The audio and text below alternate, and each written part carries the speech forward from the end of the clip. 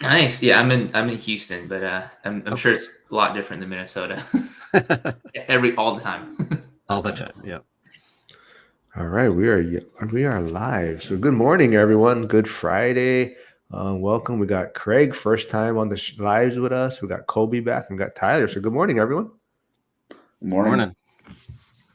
Yeah. So Craig, why don't you introduce Nice. Yeah, I'm yourself in Houston, but real quickly to my audience since you're the first time guest on here. Okay. Yeah, my first time. I'm Craig. I'm a realtor, about 30 years in the business. I've got a portfolio. I'm running about 25 units right now. Member of the school community. That's how Mark and I connected up, and just looking for a good group of people to hang around with. So. Well, thanks for joining us. These lives are always fun. So yeah, I think this main topic, it was brought up on Zuber's channel, it was brought up in the school community, but I think there was a lot of feedback on it. I think had a lot of people thinking about their future and maybe what they're doing and reflecting back on things. So it's the top 5 deathbed regrets. So I sent this to each one of you, before the live. Was there maybe Colby? Was there anyone that stuck out in your mind to you?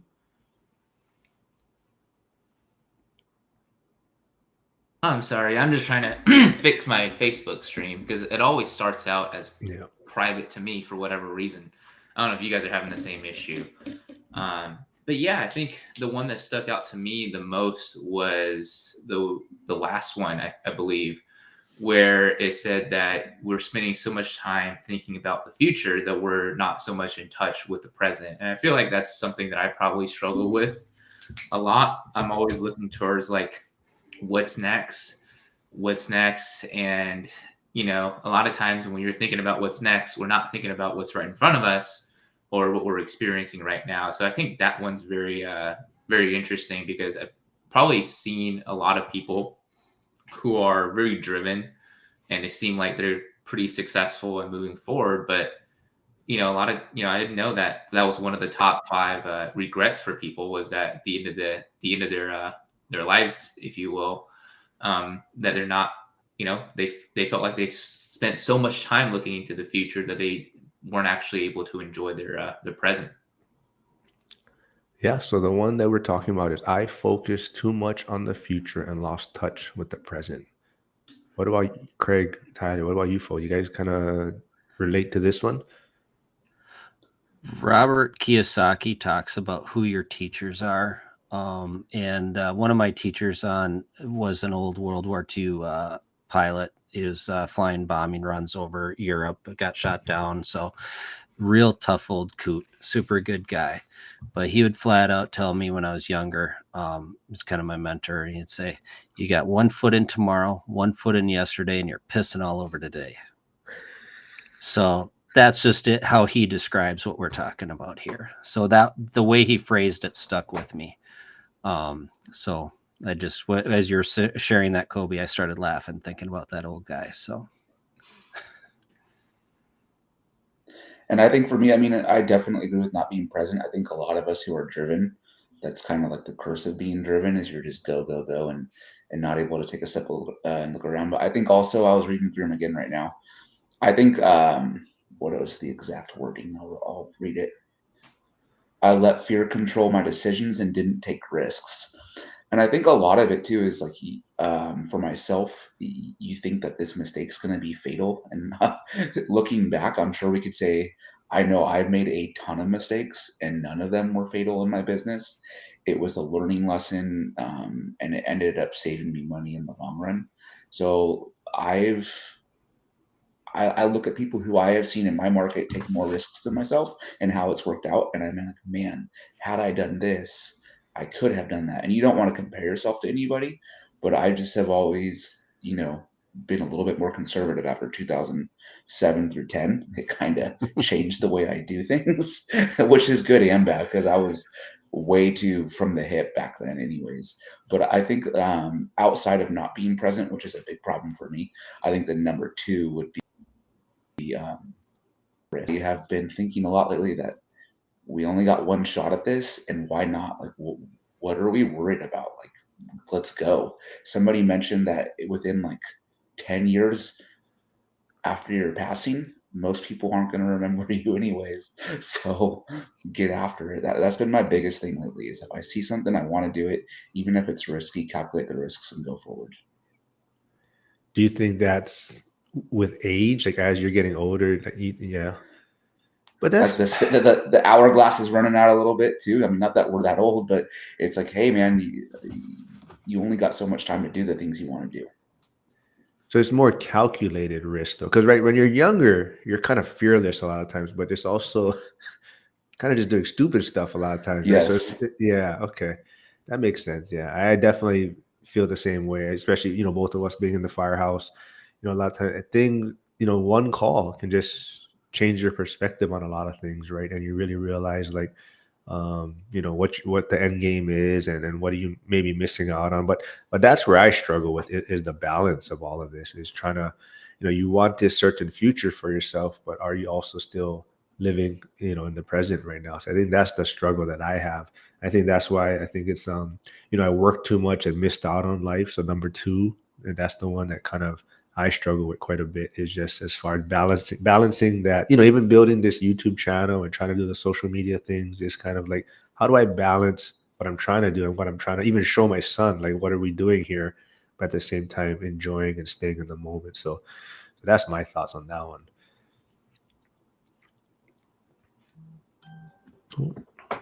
Yeah, if you look back, just I mean, looking back in high school, right? I should have asked more girls out, right? But I was shy. I was fear. You just everything. And then in my 20s, it was fear. I should have done this with the business. I should have done this. Those are the only thing I look back on. Well, I should have done that, but I didn't because of fear. So, Tyler, I think you hit it. As fear prevents us. I don't regret the stupid decisions I made where I took the chance and it turned out poorly. I don't regret that because I learned. I regret not taking that chance. Yeah, I think some of my biggest mistakes back then now, they were minuscule, but you buy a rental property. As far as business goes, buy a rental property, paid too much for it. That was inconsequential. Done that. Yeah, right. But like now looking back on that same property would probably be a screaming deal. Yeah. You would like buy 100 of those same properties that you hated for a while. So yeah, I Right think price, perspective wrong as we year. get older. 100%. Yeah. And it was funny. There's a group I'm in Boise, and not this year, but a couple years ago, guys were posting property values or like wholesale offers from like 2017, 18, 19, and everybody was laughing about how low the prices were. And at that time, I know one of them they posted was mine. It was $112,000 for a duplex. I couldn't sell it. Yeah. And I think I sold it for like 107, and that thing's probably worth 400 to 500 right now. So I think it's funny how I was so mad at myself for buying that property. I think I made like $500 on the wholesale deal, but now looking back, I'm like, good grief, had I kept it, it would have been one of my best deals ever. So I think, just taking action, I think, and stepping out of that fear is a big thing. So here's one for you, Tyler. I was 1995, I think, and it was one of my first listings in the business, right? Early 20s, trying to sell this house. They're in foreclosure. It's in South Minneapolis, nice 1920s, 3-bedroom bungalow. And the redemption period's up. And the owners approached me and said, you can just pay the mortgage off and it's yours, $15,000. I could not figure out how to come up with 15,000. That number scared me. I look back on that house was worth 65,000 at the time. That one still haunts me to this day. Why didn't I just go to anyone and just borrow the money to pay that off? But it was that fear and the inability to think. And then I didn't also position myself in that environment to learn where I could reach out to resources. I was young in my 20s and I had all the answers at the time. Do you guys think too it's actually our fear of failing, or are you more worried about what people are going to say if you do fail? Does that make sense? Mm-hmm. I mean, I feel like for me it's the latter. So I think I worry about that less too. Now I don't care what other people think because at least I'm in the arena, right? Well, I think Yep. you get older, you could care less what people think, anyways. But I think too, it's hey, I'm trying. At least I'm in there. I'm taking swings.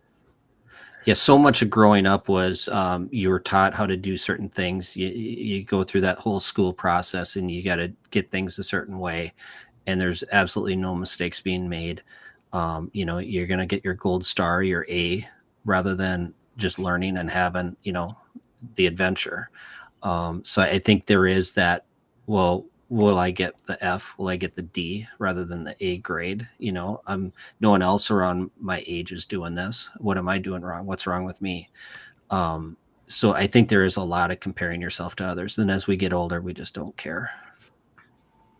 Yeah, I don't think it matters as much, right? We think people care more than they actually do, right? And if somebody actually cares, they're not going to criticize. They're just going to give you some good advice and Yeah. going to help you out as far as, actually telling you what they've done that's correct and maybe what they see that you're doing and just help you correct course. So I think that's something we have to overcome. But yeah, man, Craig, I really like kind of what you said there. Like we've been kind of conditioned to just fear failing when really it's not that big of a deal.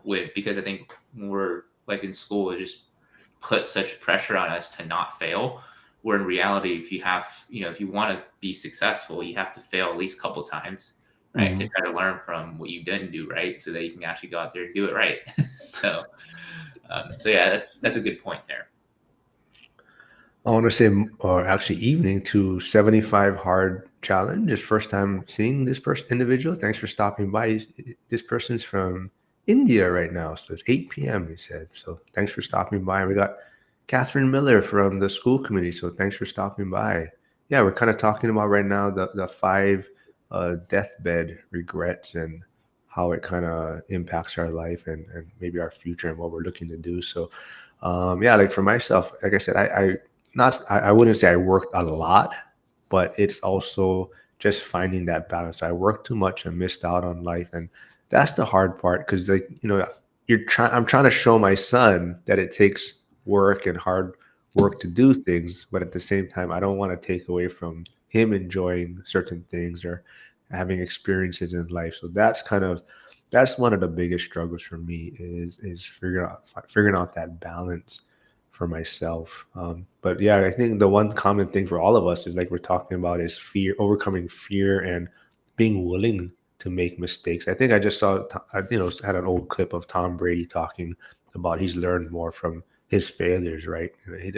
Somebody was talking about like his best games or best moments. He's like, no, it's the ones I lose is where it's what made me better, is what I learned from. So yeah, but yeah, I failed quite a bit. So I think that's a great learning experience there. So, You go ahead. Kobe, Tyler, you were talking about the what fear of what people might think about you, and the other thing that old pilot told me was no one thinks about you. You're the only one who's thinking about you. Right, exactly. For that one that says I worked too much and missed out on life, do you think, because I don't know how they got the data for this and what type of people they're polling, but do you think, a lot of people who answered that are people who are maybe working in a job they don't actually enjoy? Because I feel like we are all working in industries that at least we enjoy somewhat a little bit. So I think for work, maybe if you pull like entrepreneurs who are doing things that they're passionate about, maybe that one doesn't come up as much, or is that kind of overall? I don't know how you guys are getting the data on that.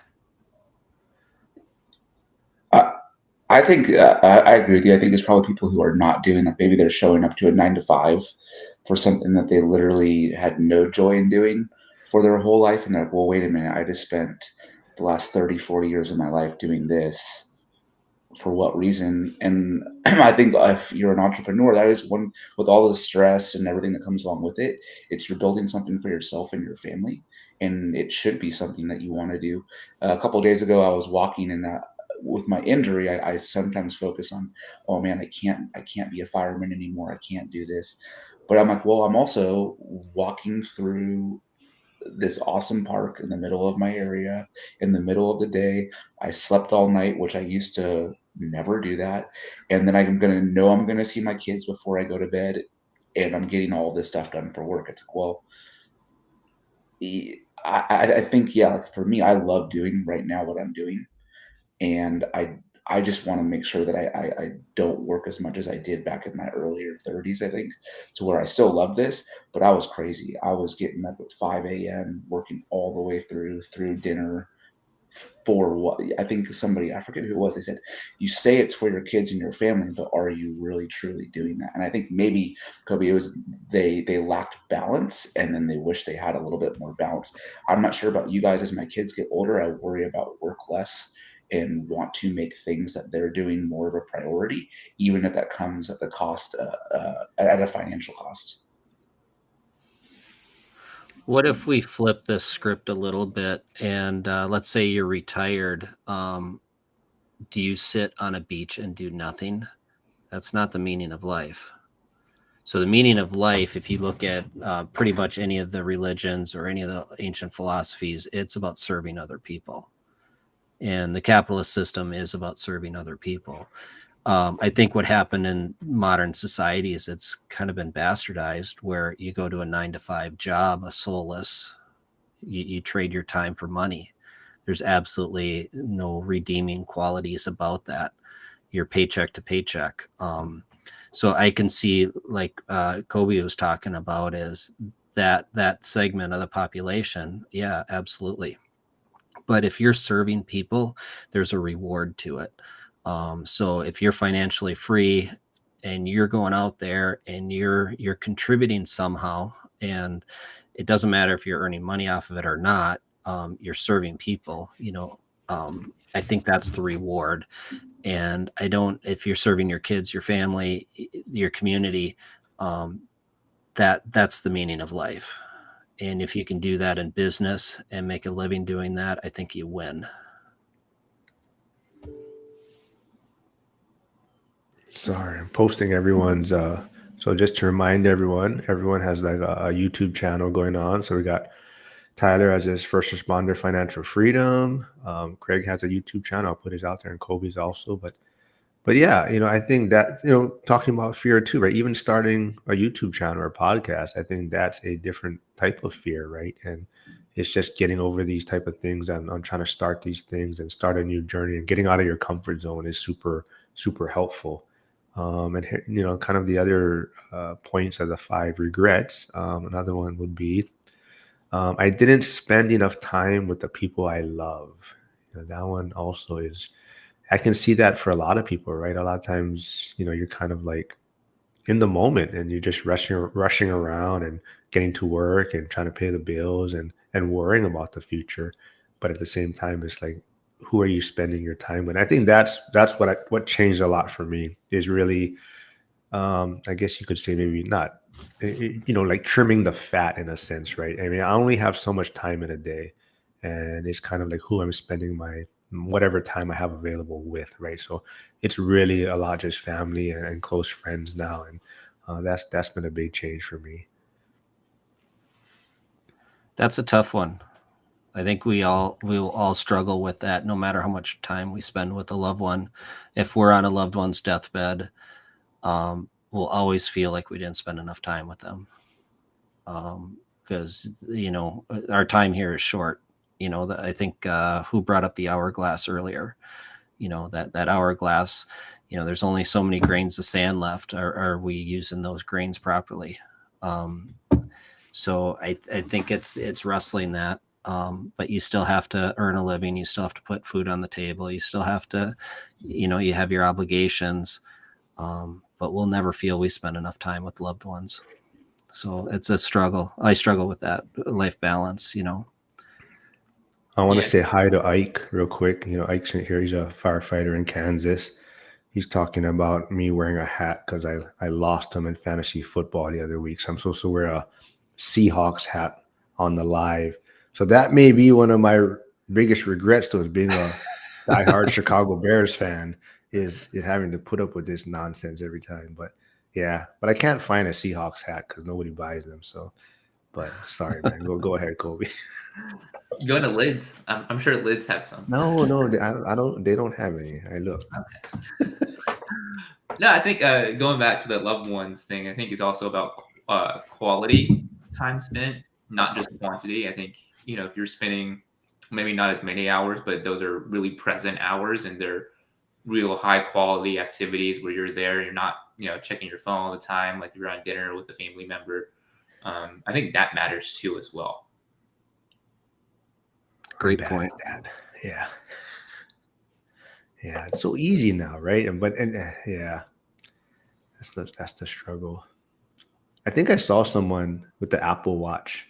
They tried to keep their phone. They said they were going to try to go the whole day with just using their Apple Watch to see like can they basically get through the day and do enough work from their phone where they didn't have to. I mean, from their watch without having to actually get on their phone. Maybe I'll try that one day. That's like when we go fishing, you go far enough offshore, you lose cell phone service. And at first you're like, oh my gosh, what am I going to do? And then like we woke up that next morning with none. And I'm like, oh, this is cool. No matter how bad I want to look at this thing, there's no way I'm going to have access to it. And it's actually so much more relaxing. I think we forget how much better it was without these things tied to our hip 24/7. And I'm like one of the worst offenders ever. I have my phone with me 24/7. So it goes from anxiety to like, oh man, this is really nice. Yeah. Has anyone done a tech detox? Ooh.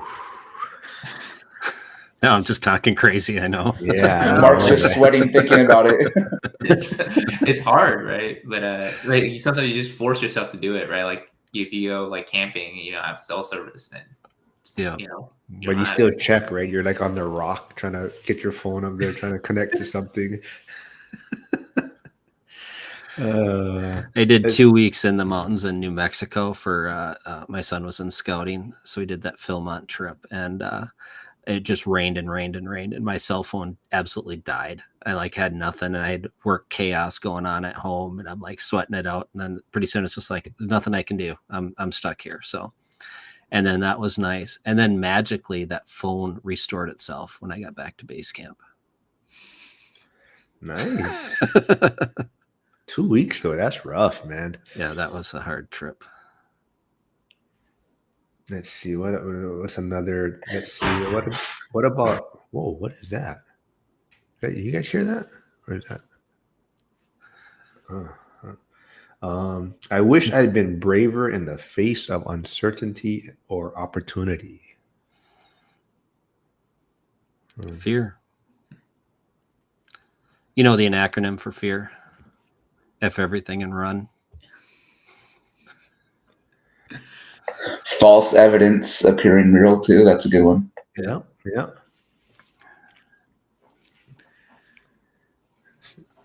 I mean, I think a lot of this. No, go Tyler.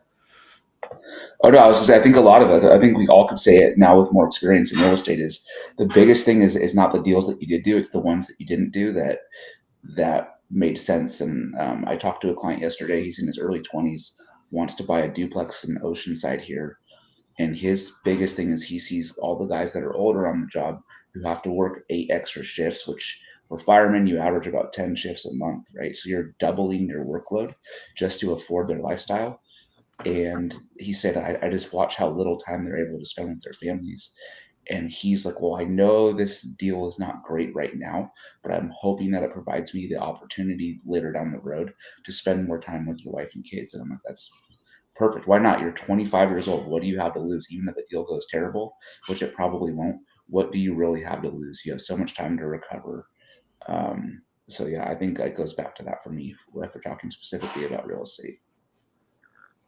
Yeah, I mean, you kind of want to look at, what you're fearing, right? It's like, if you take advantage of the opportunity, what's the worst that can happen? But like, what happens if you don't? Like, which one actually puts more fear into you, right? Are you more fearful of, maybe a deal going bad, or are you more fearful of never starting and then retiring with those 5 deathbed regrets and not living to your fullest. So that's the other part of it as well, because you're taking a risk either way. If you're starting something, you're taking a risk. If you're not starting something, it's just a different risk. I'm not going to even try and pronounce this person's name, but thanks for stopping by. I don't know whose channel. It says paired, so it's coming from someone's channel. Brandon something, but thank you. We are live though, so I don't know whose channel he's coming from, but I'm not going to even try and say his last name. But thanks for stopping by. Yeah, I mean, is there anything else, any other topics you guys want to dig into? I mean, we can stay on this, the 5 regrets. I think it's like you said, it really comes down to mindset and fear and kind of just, I think it's really just how you approach it, right? Some people, it holds them back, right? They see an obstacle and they have regrets and they'll dwell on it, right? And there's others that will take it, use the experience, improve on it, and just move on with life and try to learn from it. So I think that's the important thing, really, how you look at things. And that's, like Craig mentioned, the who you surround yourself with, the community you're in. I think that's the number one thing, is who you're spending a lot of your time with. And what goes into your mind too. So I've been through a couple cycles in life, right? Lost everything a couple times. And so I had to reprogram my brain at one point from negativity, right? I had alcohol problems. And so that was one point, and then coming off a divorce too. So once the negative thoughts get in there, that's where the fear comes. And so start absorbing content. You can find different podcasts, but like Napoleon Hill, you can get into a lot of different positive stuff that can kind of reprogram that brain. So like every negative thought, you're going to need like 17 positive inputs to override that one. It's like a groove in the record. It's probably dated myself. No one knows what records are anymore, right? For the needle gets stuck in that track. So you got to reprogram that. And I did that through like podcasts and audibles, audiobooks, and just kind of just different content, just get something positive in there. And the only thing that really truly overcomes fear, and this is that Napoleon Hill, is it's faith. You gotta have faith things will work out. Whether you're talking religious faith or just faith in that things are going to work out. That's the only thing that overrides fear. Fear can't exist where there's faith. So it's that battle. Yeah, I think that is so important, man. That mindset and how you think, is a lot of what we see in our world. It's not what's happening, it's just how we perceive it to be. So I always say, like, the same situation, and we all struggle with this, but like the same situation to like one person could be like the worst day ever, but like to another person it's like the best thing that can ever happen. It's like the exact same situation. It's just how are you looking at this, right? Because I'm sure there's somebody out there that would trade like the exact problems that they have with the exact problems that we have, and they would be more than happy with it. So it does all come down to mindset. I think that's a great point. Tyler, do you think your injury has really changed a lot of things for you, or were you kind of maybe already had this vision of focusing on certain things, but did your injury kind of make you pivot?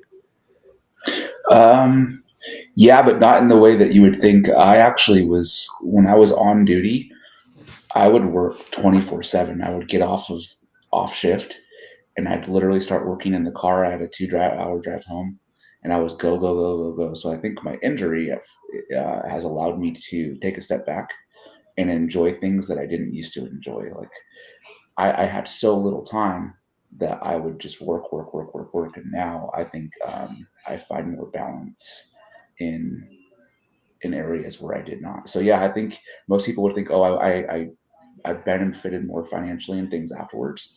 But no, for me, it was I have a lot more balance in my life, and that took a long time. I got hurt 3 years ago in February, or 4 years ago in February.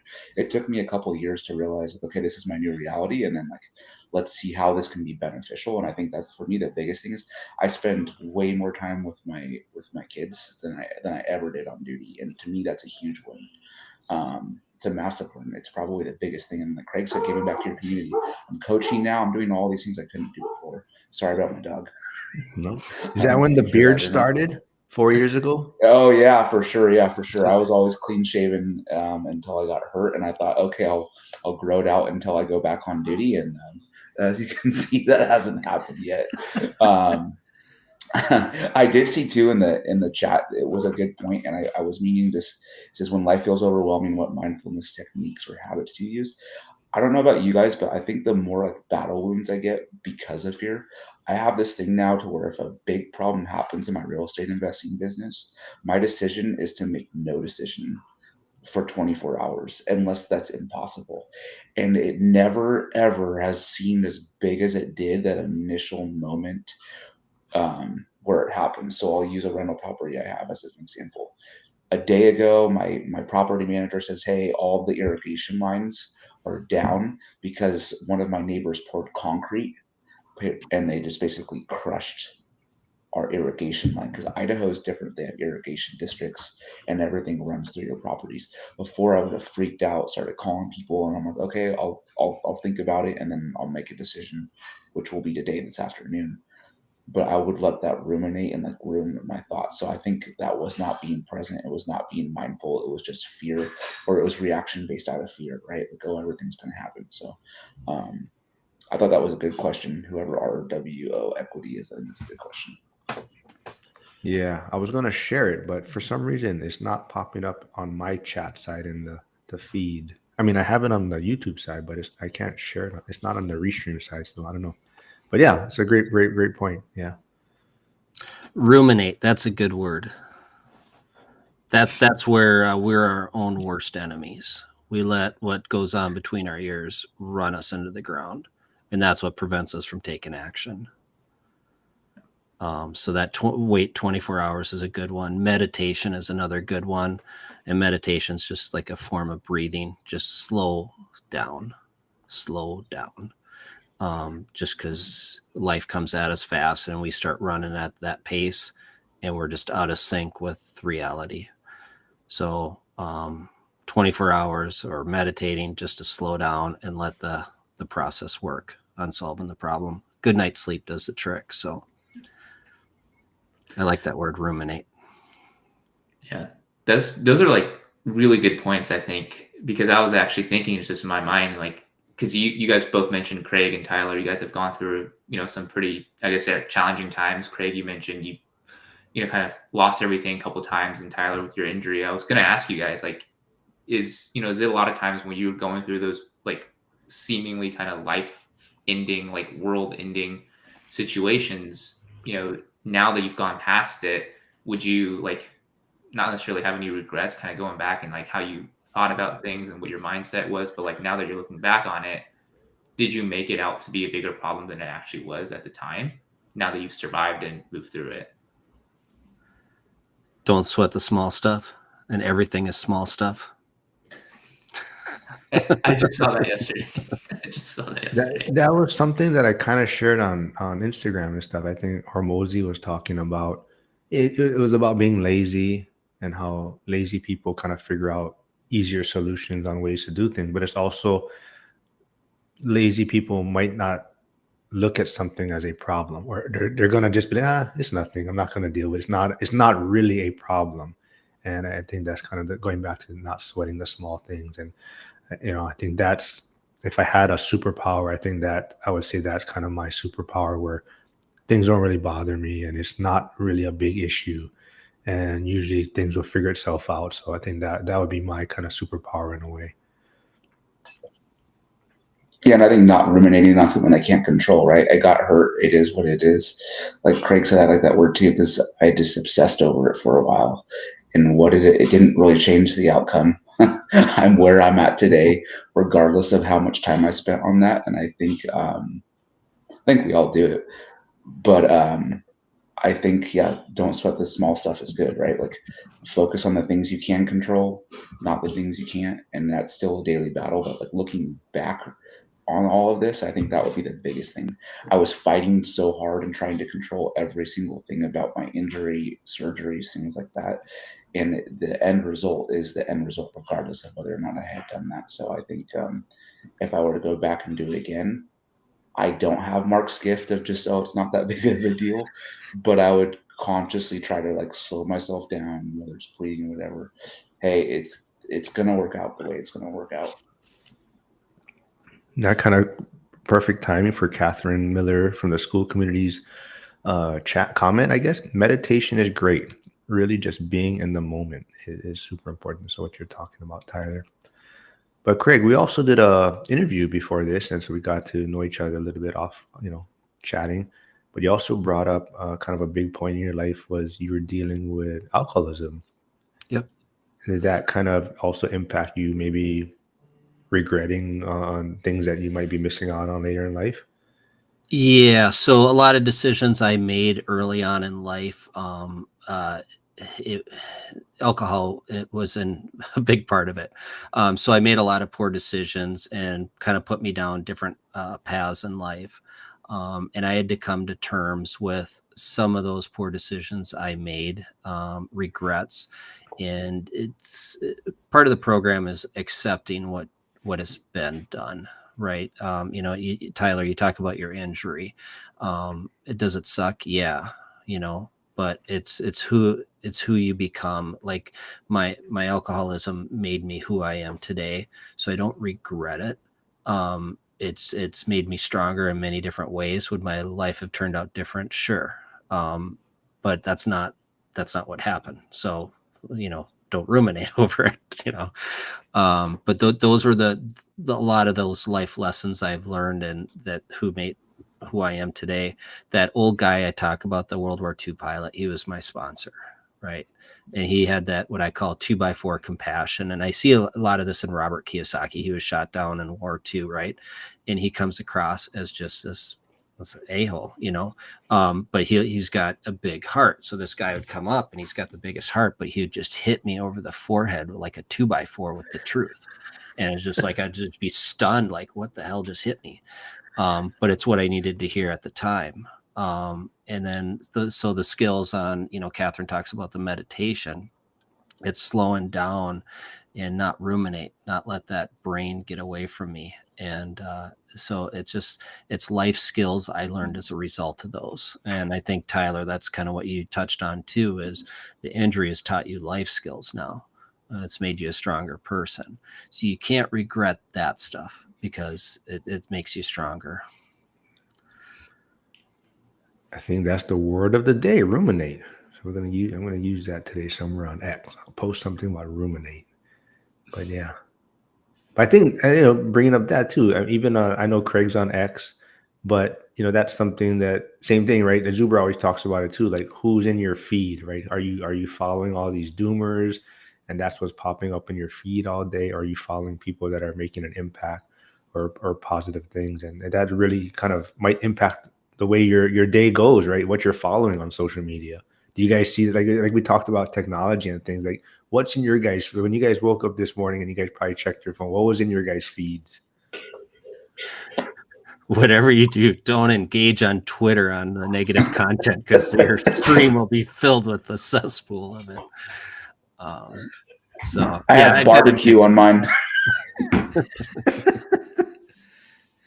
Oh, Jen's here. I want to say good morning to Jen from the school ORAC community. She's going to be throwing an in-person event in the Bay Area. I think the Bay Area, I forget, somewhere in California.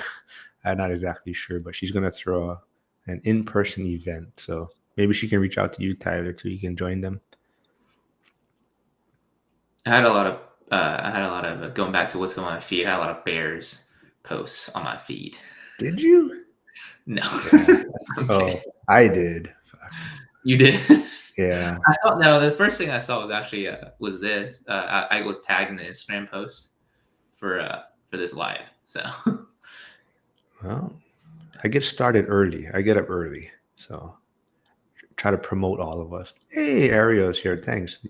Ariel's doing cool stuff. She's got her. I gotta look if I have her link saved, but she has her book come. I don't know when is it coming out, Ariel. If you're still here, maybe comment. I know you have a pre-orders for your book right now coming out. Even though she didn't choose the white cover that I voted on, but she chose the blue one. It still looks nice though. Yeah, I'm in Houston. I'll go check out Ariel's stuff. Hey, Casey's here. Good morning. What about you, Craig? I know you're on X. Are you saying you don't follow any doomers on there? I do. You just don't engage. I try not to engage, but sometimes I can't help myself. Like, they make it too easy. So I sometimes I comment and I regret commenting it. But I try not to spend too much time with the doomers. But they're, everyone's got a perspective, so it's not entirely wrong. I just don't go down the doom and gloom side. But I've got, we talked about, you build up some skills on how to keep that brain from, letting fear run your life. So, ideally I would just unlock it all and only have sunshine and lollipops in my stream, but no, there's a lot of garbage in there too. Let's see. Oh yeah, Casey. Oh yeah, Casey and Jen are actually probably going to be starting that first in-person event for the school community. So same thing. We're talking about community again and who you're surrounding yourself with. Zuber's really trying to promote people in their communities or in their wherever they're living. Try to start up their own events, like start up their own in-person meetups to kind of get around other like-minded individuals. So I think that's super cool. So we'll see if I can get one started in Hawaii and then get Tyler out as a guest speaker or something, I'll come out there. Never a bad time to go to Hawaii. Yeah. All right. Well, what else you guys want to chat about? You guys want to stay on this topic? Anything else you guys working on or what you're noticing out there? Tyler, you said you're getting busy, right? Yeah, things are getting busier, and it's funny because since the Fed announcement, rates have gone up, but I've just noticed like a steady increase in client conversations, people jumping off the fence and starting to buy. So that's good. Lead flow for Boise's increased as well. Haven't bought anything in a little bit, but I feel like that's right around the corner. But yeah, that's it for me. I was going to turn it around on you. I know you posted the other day that you qualified for the YouTube partner program, which shows all of your hard work is paying off. And as all of us who have YouTube channels, and mine is most definitely probably the smallest one out of all four of these, I know that's no easy feat. So congratulations to you. Thanks, man. I still don't know really what it means, but it's like a tier 1, I think. So I think I'm not monetized. Well, I guess I'm tier 1 of monetization. So I can get like super chats. Hint, anyone that's listening on the live, but I think I can get my first super chat. So actually on the other live the other day, people were able to put in super chats. But yeah, like you're talking about, it's a lot of hard work but it's fun. I'm having fun with it. I like, promoting everyone.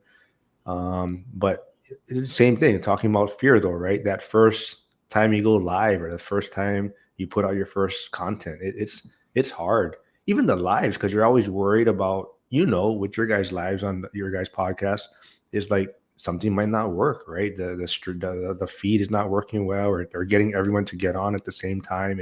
It's challenging, but you just keep doing it, and you just hope people keep saying yes, that they want to come on and have fun with you. But yeah. I spend a lot of time on YouTube, just looking at content, and I find the stuff that has errors on there is genuine, and that's the stuff I want to see. I don't want to see that computerized voice with all the perfect edits in there, because it just seems so fake now. All the AI stuff. That too, yeah. Yeah, that's true. But actually, well, not to. I know Kobe's working on something. So what was the you sent me that what you're working on recently? Oh yeah, it's a custom GPT. So I don't know if you guys do you guys all know what ChatGPT is, right? But do you know what a custom GPT is? Mm-mm. Okay, so for people who don't understand what a custom GPT is, so if you have ChatGPT, if you go into your account on the left sidebar, there's a little button that says Explore GPTs, and then basically it takes you to this entire marketplace of like custom built versions of ChatGPT, and that does like accomplishes a specific task. So if you have like a business and you want to promote like social media marketing, it could be like real estate social media marketing ChatGPT. And then all it does is it writes social media content for people who are in the real estate industry that promotes their business. So you can build these if you have you can use these if you have a free account. If you have a pro account, you can build these. You can build as many of these as you want. And it's really easy to build, actually. All you Can have I to do. share? Can I share what you sent me, or is that Uh, your own? it's supposed to be for my team. Oh, okay. No, I just want to make sure first, so I didn't.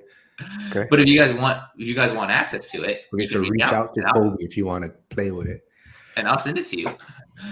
But you can build these. You can build as many of these as you want. So like if you have a business that you want to promote, like write social media content, you can actually upload information about your specific business, and then it'll write content centered around your business as well. So we had I have a partner who they're running a residential assisted living community, and they've just put in all the information about like their course frameworks and everything, and then it writes social media content based around their specific business that they're trying to promote and the courses that they're trying to they're putting into their community as well. So that's pretty interesting. If you haven't played around with it, if you have a pro account, definitely play around with it. I think it's a lot of fun, and people are selling these. Like I've seen people sell these for like $97 a month just to use a custom GPT. Wow. So go check out Kobe's YouTube channel. Go reach out to him if you want to play around with it. But his channel is in the comments. Hey, Stay Winning's here. Hey, he gave me a super chat this morning. What's up, man? Thanks for stopping by. Yeah, we got to connect because so anyone doesn't know, Stay Winning was something happened to him on X, so you had to start a new account. So you're trying to build that back up. So also, if you want to know how to get monetized quickly on X, reach out to Hugo.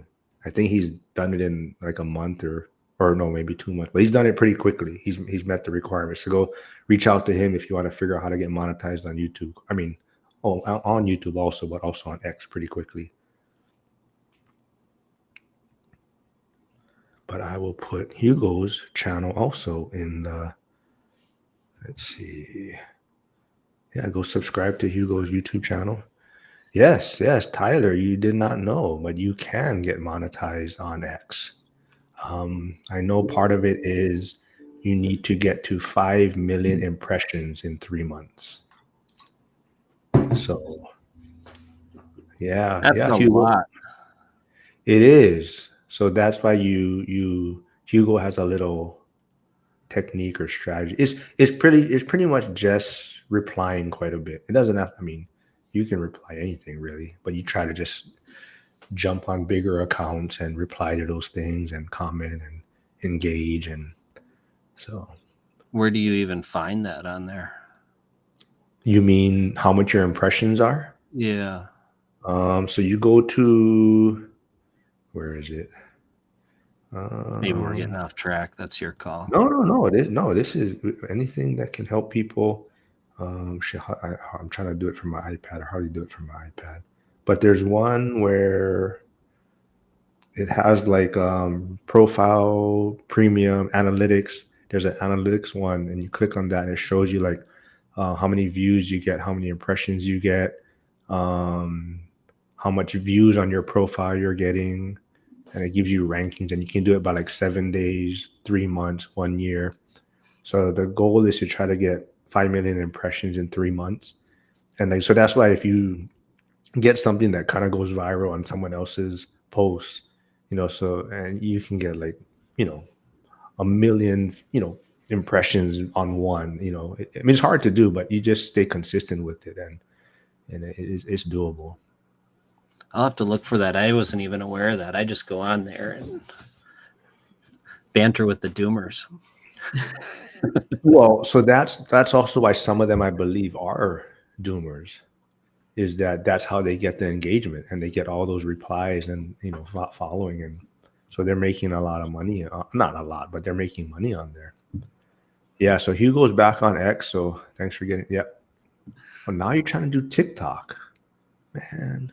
But yeah, reach out to Hugo if you want to know how to make all these side incomes. So he has one of the, I forget, top 10. Is Hugo Stay Winning podcast?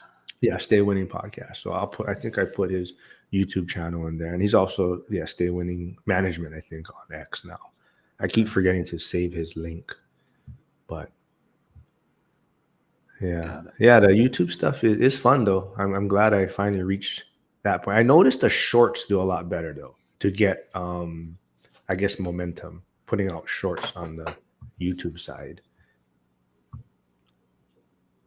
Yep. So Stay Winning says, I get people monetized on social media in less than 30 days. Book a call with me here. Yep. Cool. So what else are you guys working on? What else are we going to talk about? We're going to talk about any interesting things like Diddy or what else is going on in the... Why are you guys shaking your heads for? Costco said they do not sell baby oil, by the way. They refuted any claims. I saw that. Yeah. Yeah, it's crazy times we're in, man. That I think, house, I don't know. Go ahead. Oh, no, go ahead. I was going to just put a question out there, but go. Throw the question out. I was going to say, now that we are in the tail end of this year, has anybody's outlook changed on 2025 for what they're doing? Are you course correcting or? No, I'm going to assume everything is going to be basically normal, right? There's going to be a lot of drama and chaos no matter what happens. But I think things will continue on normal. And then on the offset chance that it doesn't, we're talking World War III, and there's nothing I can do about it anyhow. So I'll make course correction if that happens, but I'm not going to sit there and fear on if World War III breaks out or what, whoever gets in office, if that's going to change anything. I'm just going to assume everything's going to keep trajectory it has for 200 and some years. It's going to continue on most likely. And if it doesn't, I'll correct the course later. Yeah, I haven't. Not much has changed on my side as well. It's just keep moving forward and control the controllables. So there's things we can't control, and we control them, and then there's things we can't control, and we don't worry about it, or we try not to. Yeah, same here. I'm just trying to get out of my primary house as fast as I can to rent it out. So pretty much done. Cleaners are coming starting today to get it. I mean, I pretty much have a tenant. I just so hopefully they can October 1st. I'm trying to get out to make it easy for them. But man, I got so much shit. I think I'm getting sick from all the cat hair and dust. Yeah. Did you watch that video I did of that house? I rented it to 2 people and they moved 8 people in and a couple dogs. It was on. I have not had a chance. Okay. No, let me see. I've if I got can that find gutted down. So yeah, they moved 8 people in and they flooded out the septic system. So then this raw sewage was backing up into the basement. So then I was having to have that pumped. Anyhow, I took the house back and I've had it sit empty for a couple months now. I have to replace the septic system. I got one quote on it for $35,000 now. I'm trying to connect to the city sewer, which is right in the front of the house. The city wants $175,000 to connect. And it's just unbelievable. I'm going to go over there later and shoot a video of an update. I got 4 feet torn off of the walls in the basement, and I pulled out underneath the kitchen sink. There was leaking there, and then I had to tear out all the cabinets. I had 2 months. The sheetrock's open, and the studs are still wet. They just that water was leaking. They were only in there 12 months. Jeez. Yeah, so I probably have somewhere close to 50,000 in damage there. Now you're putting fear in people. No. No, but I mean that's like the worst case scenario you can have, and I'm still gonna make money on the deal. So this is a nightmare scenario. But I bought it at such a price. The land value, if I tore the house down, it's going to be worth more. So maybe I shouldn't have brought that up. No, I think like we kind of talked about as we were chatting, right? It's like talking about our failures and mistakes and things that happen and how there's usually a solution, right? No Mhm. matter what happens, there's always some sort of solution. And probably, hopefully, what people take away from this is that they have proper reserves. And that's something I always talk about, is mistakes I made was I didn't have the right amount of reserves. So that's a great point of, that's probably the worst case scenario, right? So Mhm. maybe if your reserves is in that 50K to maybe 100K, reserve amount, that's how you can alleviate some of the stress on having these type of things, that come up, right? So, it's I think that's what your message, what you're trying to do, is share your journey, right? I think it's super helpful for new investors that these are the kind of things that they're concerned with, right? Yeah. Oh, let's see, Catherine Catherine. just said, "Is there something I could have done differently?" And I don't know. I had the lease. I had the proper lease in place, multi-housing association lease. So it's a court-approved lease, but minimum it's 6 months to get a tenant out in Minnesota. So it's kind of not a very landlord-friendly state. So that's mistake number one. Number two is I can't control what people do.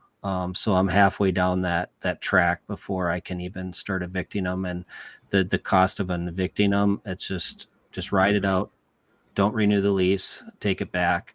I was just shocked at the amount of damage that they were able to do. In their defense, that septic system was 60 years old. So they may not have completely destroyed it. It may have been on its last legs anyhow. My plan was to redevelop the property, so I bought it as a land play. So it's sitting on 4 acres, and it should be able to be subdivided into about 8 units. But I'm kind of locked horns with the city right now, so I think they want to pick it up for parkland is what's going on. All right. Well, just letting everyone know that we're not kicking people out of here. Tyler and Kobe got to go make some money. They got some work-related calls coming up, so they have to bounce. But thanks to both of them stopping by. Go subscribe to their channels. Go follow them. So just me and Craig right now. But I believe, Catherine, great question. But I also believe, I think you were asking about starting a YouTube channel before in the school and some of the earlier, Zoom sessions or meetings. Did you ever start one, or how's that going, Catherine? So if you're still here, maybe comment or let everyone know where they can follow you at. But so, what do you think of the school community so far, Craig? How's everything going? Good. I think there's a lot of good people in there that are trying to learn and grow. And it doesn't matter how much time you have in the business, you still learn stuff. I ran into one that for some reason I always thought that I needed a signed lease to get a DSCR loan, but DSCR loans are relatively new to the market. And someone says, "No, you don't need that." I'm like, "Yeah, you do." So I called my lender, and he's like, "No, you don't. No, It's yeah, just we just won't lend on the stuff you buy." It's in such rough shape. yeah. That's the one tricky part. But yeah, a lot of times they go to the rent comps and they have their own software. They calculate the rents. So like I always talk about too, my YouTube channel, and what I'm trying to do is just have fun and share my story and help other people get on camera, and hopefully they get comfortable. So with that being said, so Craig, just to let you know, so like right now when I'm looking at your feed, right? Hmm. Your wording is backwards on your camera side, right? So you can go into settings and there's a mirror. You can turn off the mirror so that when I'm looking at you, it reads the right way. I mean, it's not a big deal. Some people don't care. But like I said, some people, there you go. So now, Ooh, yeah.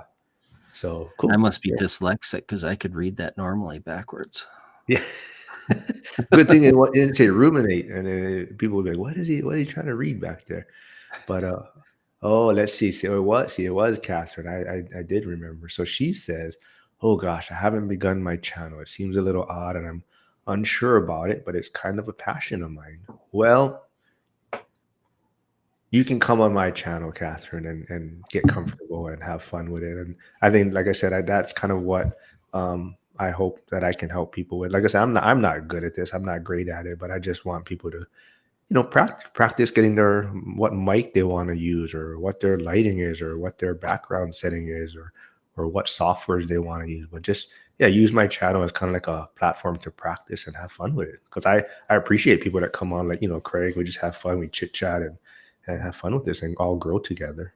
Yeah, like we were talking about earlier in the previous video, we're developing skills, and I don't have the skills yet, but doing this is going to help develop the skills. It's a muscle we got to exercise, and I don't know where it's going to go. I'm probably not going to be a YouTube star or anything, but it may develop skills that'll help me on some other avenue in life. So Yeah, and I think I don't know. I know you mentioned you follow Zuber and Lumberjack. I'm not sure how much you follow Dion, but what I like about it too is a lot of times I notice that I'm always sharing to new people I connect with, sharing the same story. Like they're asking, "Oh, what's your story? What was your journey like?" But if you have this content out there or these videos, it's easy to be, hey, here, check out this video of myself or this podcast I was on. So it's easy to send them a link or some way that they can kind of get a background before they actually connect with you. So even like people that reach out that want to know like what property manager I use in Pittsburgh. So I had him on my channel before, so it's easy for me to, oh, here, this is a guy that I've connected with, and an easy way for them to get a kind of story of who this individual is. Yeah. So Jen just typed in, she's at the same place, hard to get started. So here's an opportunity. You could have the two of them on, and they can get over their fear. Gotta be careful. I don't know if Jen's a troublemaker, so she might get me canceled. I don't know Jen. Okay. Yeah, if I have Jen on, she's gonna get my channel canceled, I think. Nah, I'm just playing.